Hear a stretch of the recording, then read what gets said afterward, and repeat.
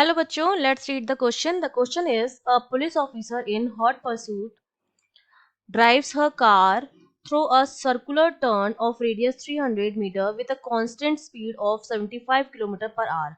Her mass is 55 kilogram. What are A, the magnitude and the angle relative to vertical of the net force of the officer on the car seat? तो हमें एक तो magnitude निकालना है net force का और उसका angle निकालना है वर्टिकल के साथ, ठीक है। और हमें कंसीडर करने हैं हॉरिजॉन्टल और वर्टिकल दोनों फोर्सेस, ठीक है।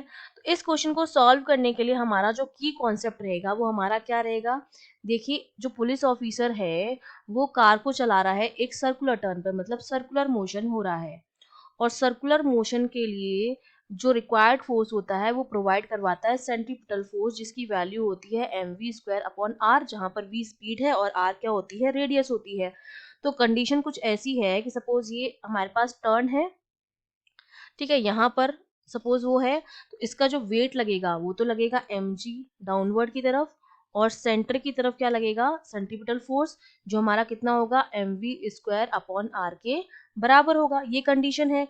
और तो इसके लिए जो नेट फोर्स आएगा वो किस डायरेक्शन में आएगा, इन दोनों के बीच में आएगा, क्योंकि दोनों जो फोर्स हैं वो इस तरह से है, ठीक है। एक mg इस डायरेक्शन में आ रहा है, mv²r जो है वो इस डायरेक्शन में आ रहा है, तो नेट फोर्स जो आएगा वो यहाँ पर आएगा कहीं, ठीक है। क्योंकि दोनों जो है एक दूसरे के साथ क्या है, परपेंडिकुलर है।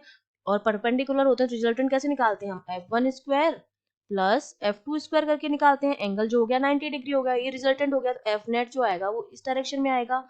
तो अब देखिए, जो एफ नेट मेरा हो जाएगा वो कितना हो जाएगा, वो हो जाएगा अंडर रूट, पहला फोर्स है mv²अपॉन r उसका स्क्वायर, प्लस दूसरा फोर्स है mg उसका स्क्वायर हो जाएगा। अब m की वैल्यू तो हमें पता है, v जो हमें दे रखा है वो किलोमीटर पर आर में दे रखा है, तो इसकी वैल्यू को जब हम चेंज करेंगे, v जो है वो 75 किलोमीटर, इसको 5/18 से मल्टीप्लाई करेंगे तो ये मेरे पास आ जाएगा 20.8, जिसको मैं ऑलमोस्ट लिख सकती हूँ 21 मीटर पर सेकेंड, ठीक है। ये v की वैल्यू रखेंगे, m की वैल्यू हमको गिवन है। तो f नेट जो मेरा आ जाएगा, यहाँ पर मैं वैल्यू पुट कर दूँ तो देखिए m की वैल्यू है 55, v है आपका 21 का square divide by r, radius हमको कितनी गिवन है 300 मीटर, ठीक है, रेडियस इसकी गिवन है, इसका स्क्वायर प्लस m55 इंटू जी जो आता है 9.8, और उसका हमें क्या करना है, स्क्वायर करना है, ठीक है। ये सारी वैल्यूज रख के जब हम सॉल्व करते हैं तो एफ नेट की जो वैल्यू आती है वो यहाँ पर मेरे पास बचेगा अंडर रूट ऑफ 297057, और जब इसका रूट हटाएंगे तो ये वैल्यू जो आती है वो ऑलमोस्ट इक्वल आती है 545 न्यूटन के। तो ये तो मेरे पास क्या आ गया है, नेट फोर्स की वैल्यू आ गई है। अब मुझे क्या निकालना है, वर्टिकल के साथ ये कितना एंगल बनाएगा ये हमको निकालना है। तो देखिए इस तरह से ये एफ नॉट यहाँ पर आया, और ये मेरा क्या हो गया, इस तरह से हमने मान लिया कि जो एंगल बन रहा है वो कितना बन रहा है, थीटा बन रहा है, ठीक है। तो यहाँ से टेन थीटा की जो वैल्यू आ जाएगी वो मेरे पास कितनी आ जाएगी, अपर ये वाली चीज जो आ जाएगी ये बराबर हो जाएगा mv²/r के, ऊपर वाली चीज, ठीक है।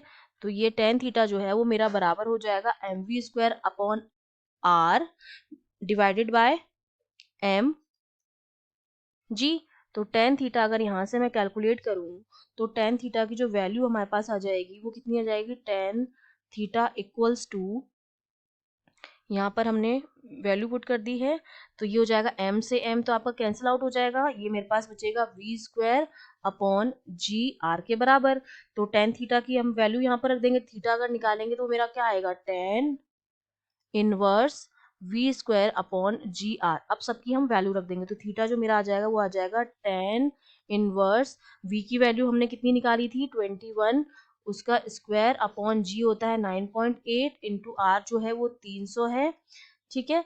ये सारी वैल्यूज रख के जब हम सॉल्व करेंगे तो जो थीटा मेरे पास आता है वो ऑलमोस्ट वो आता है 9.53 के डिग्री के बराबर, जिसको हमने किसके साथ, वर्टिकल एक्सिस के साथ हमने उसको मेजर किया है। तो ये हमारा आ गया थीटा की value. I hope you understood well, all the best.